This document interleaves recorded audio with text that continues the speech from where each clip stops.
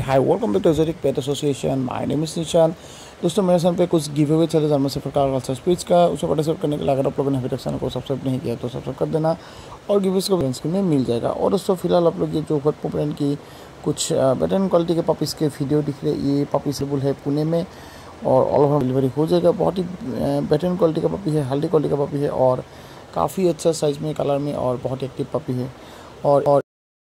और एज भी लगभग 45 to 50 डेज़ का बीच में एज है, जो कि बहुत ही बेहतरीन एक एज है फॉर एडॉप्शन और for buying a puppy. So if anybody required then suggestion on screen, उसमें कॉल करके आप और बाकी डिटेल्स वगैरह ले सकते हैं, प्राइस वगैरह कंफर्म कर सकते हैं। काफ़ी रिजनेबल प्राइस में ऑल ओवर महाराष्ट्र तक डिलीवरी हो जाएगा।